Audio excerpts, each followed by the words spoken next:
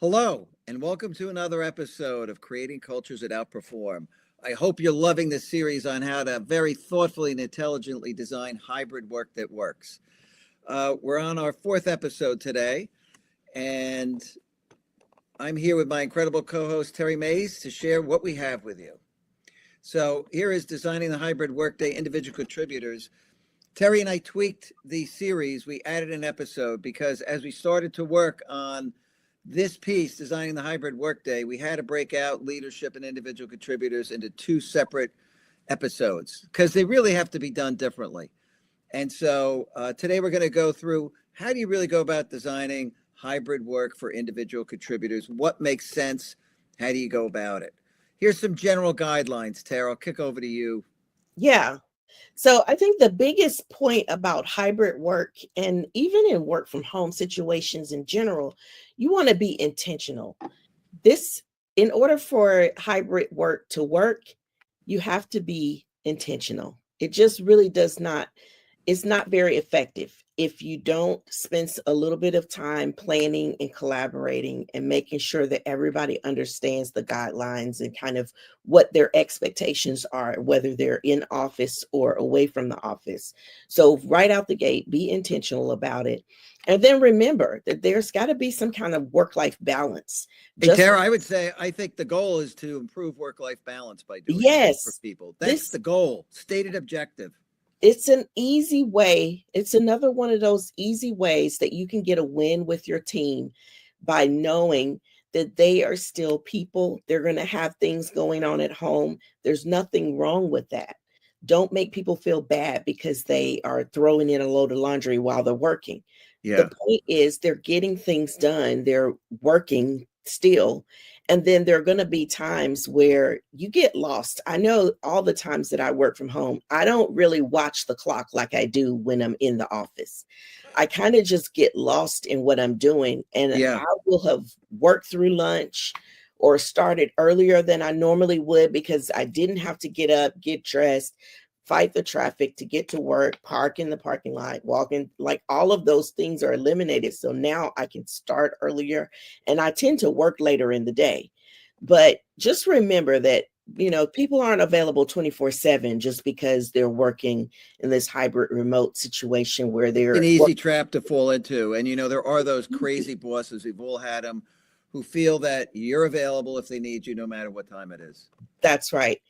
And then you've got to rethink the office design. So this whole concept of one desk per person really is kind of obsolete now that you've got people that are Yeah. working in this hybrid situation. It doesn't make sense if you got a person in the office a couple or 3 days a week and you dedicate a whole space just for them. Yeah. It really doesn't Nuts. make sense anymore. Yeah. So you want to reconfigure the workspace to be more collaborative instead of assigning a desk per Yeah. person. Well, they need a reservation system for the office. Like if you're coming in as a team, you may want to be working in six offices right next to one another. Right. Right. Right. So you can informally get together, talk about stuff. So if you do it right and you build the reservation system, the teams can take care of what space they want to go sit in. And Exactly. it's a hoteling setup. I mean, that's what you really need. Yeah. You want to make it easy for people to collaborate so that the time that they spend in the Yeah. office is effective and it's not spent looking for some place to meet. Right.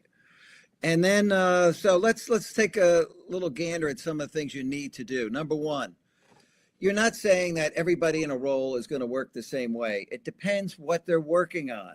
People move around and work on different assignments, certainly in certain parts of the company. Maybe people are on one type of service team and they move over to another, or they're on one project A and they move to project B, and the amount of collaboration differs. So, for the type of work that the people are doing at that moment in time, and that can change, how much deep focus work do they need, which they got to do remotely?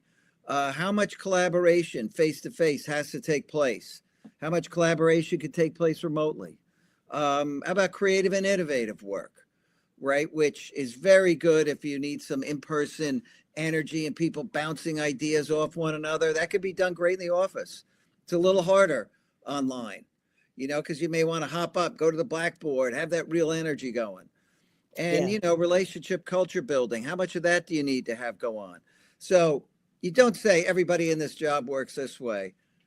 Not at all. It's what type of work is being done. The people need to have input into it. The teams need input into it, and they get to design pretty much how they're going to work best. That's what this Yes. comes down to. Mandates.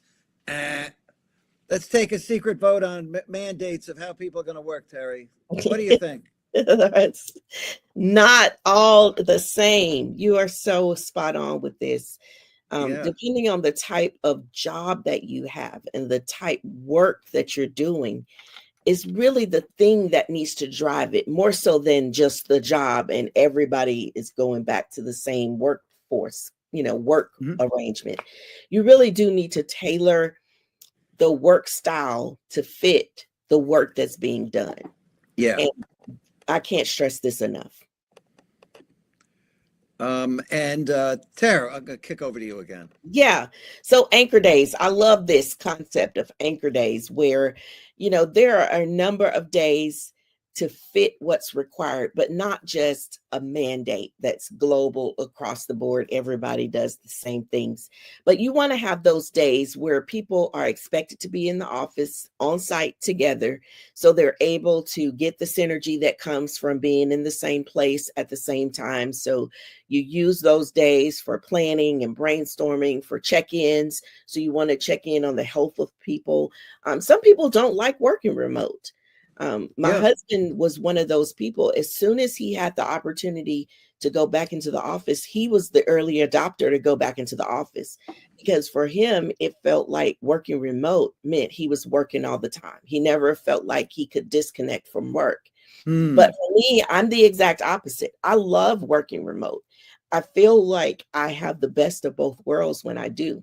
But do some I like the hybrid mix because there are times, actually being in the office, you could do check-ins with people and things that really matter, and you could do it better face to face because you pick up the vibe and you can see if the person's really happy or unhappy. It's just certain things work better face to face for sure.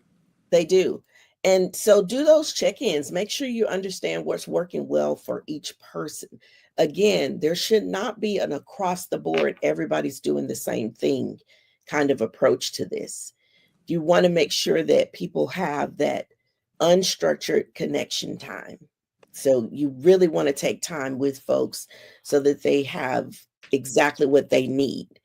And then you want to create some predictability. That's really what this whole anchor day concept is about, to reduce the random office syndrome. So you don't know when people are going to be in the office, so you don't know when to schedule them in office versus remotely for meetings.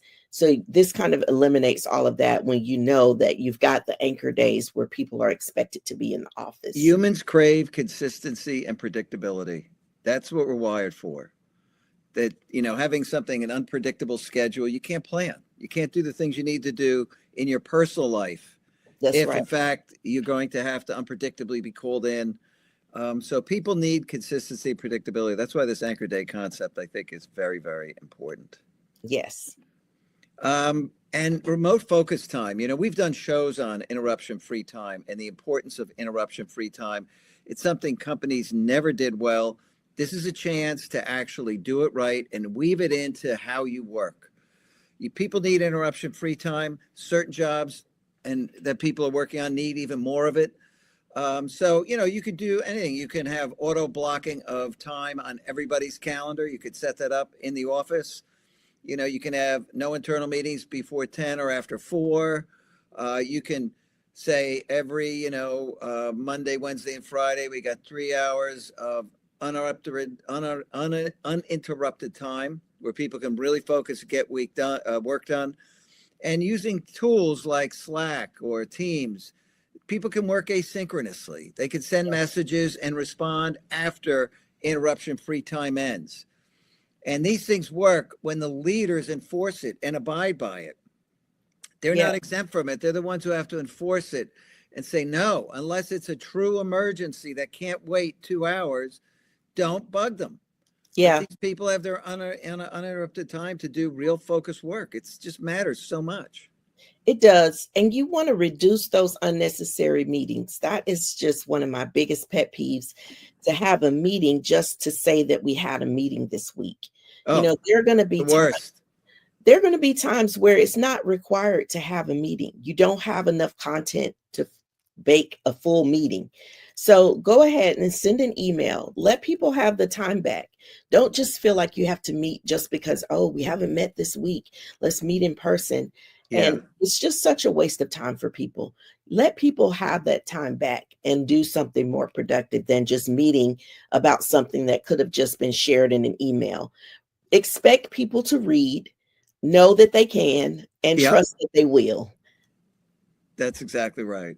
Yes. And at the end of the day, you also have to empower and trust the teams. Teams should be able to design and craft what's going to work well for them. Empowerment's such a great motivator. When you trust Yes. them to that level, people rise to meet the expectations and level of trust you set. I mean, that science and stuff has all been well documented. So you want to empower these teams and give them some guidelines like the ones we talked about in the beginning and other things. And then they can present their work schedule and what they're planning to do and why they chose what they did. And it's fine. Let them run with the ball. They've got to get the work done. They're adults. Let them plan their week. Yes. And, they can establish what their weekly rhythm looks like. And you can do a monthly rhythm where maybe the last week of the month, a couple of different things happen. You don't have to get locked into just thinking by week. You could say, we do the first 3 weeks of the month the same. And then on the last week of the month, there's a few things we take care of that looks different. So this says weekly rhythm, and you certainly want to get in a rhythm. Rhythm matters. Rhythm is, how people program what they're doing. And so rhythm is great, but we're saying weekly here because that's where you start thinking about the week, then the month, then the quarter. How does it really work over the course of the year? Let the teams plan it out. Because work does happen in a rhythm and a cycle, and they've got to match up to it. Yeah. Yeah. And I think the point that we're really trying to drive home here is have some predictability about the schedule. That's really what this is all about, so that people know what's expected of them, when they're expected to be where, and when it's Yeah, okay to have some flexibility. So I love throwing in that flex day, having people expected to be in the office 1 to 2 days a week, and then a flex day yeah, where there might be some times where you need to go in the office 3 days a week. yeah, That's absolutely. okay, because then there are gonna be other Hey, weeks that's where maybe cool, right? you I need mean, to go 1 day a week. So, just leave some flexibility with it. Don't kind of make people go into this robot mode where they have to conform to whatever, the leaders have said, this is what we're doing. yeah, Make people feel like they have some control over their schedule and give them some flexibility with it so that they can still maintain that great work-life balance that they've had, during this time of the yeah, pandemic, that so many people have just adjusted to a working remotely, or it working in a hybrid situation, and it has just worked so beautifully these past 5 years. So don't just go and force people back into this yeah. mandated way of work. And, lastly, you're going to let the teams plan this out, but they really have to do that continuous improvement. They've got to recalibrate. They should discuss on a quarterly basis at least what's working, what's not working. Maybe the rhythm of their work has changed and they need to adjust the schedule. Are they hitting their productivity targets? Are they delivering stuff on time that needs to be delivered? Is the way they're working contributing to them maybe missing deadlines? They've got to figure this out. Is Yeah, team hold cohesion people improving or accountable. declining? Huh? You've got to hold people accountable for what they're responsible for. And if they Yeah. don't meet the deadlines, then you have to go back and adjust what you're doing. I mean, it's just that simple. If Yeah. people aren't delivering what they're supposed to deliver, then you hold them accountable just like you would when you're working in the office every day. It's no different. Yeah, and I think every company should set up a Slack or Teams channel on new great ideas for improving hybrid work. So as teams try things and it really works for them, or there's a new tool or something they're using, they should be able to do a shout out to everybody through that channel so people can benefit from what they've learned. And that's the Yes, beauty of recalibrating, yes, is that people are going to learn stuff, they're going to improve what they do, how they do it, and that should get shared with everybody. yes, absolutely. Um, I'm bringing this one back. I thought it was so stupid, Tara. I loved it. It's just hilarious. I hate when you work remotely. You can see the wife yelling over on the couch to the corner. Yes. It's, I mean, it's can so you imagine? crazy remote work. So, listen, next week we're going to actually do another very important episode. This is how do you design the hybrid workday for leaders? What should leaders be doing? Because when you lead, it's different. You've empowered teams to go do stuff. You still have a lot of things you've got to do remotely. You should be knitting people together. I'm not gonna give away the show, but it's very important that leaders approach hybrid work differently. They can't just walk down the hall and drop in on somebody, but they still have to drop in. And so, why don't you join us next week? We're here every Wednesday at 3 o'clock with another live episode. And we hope you can join us next week as we get into episode 5.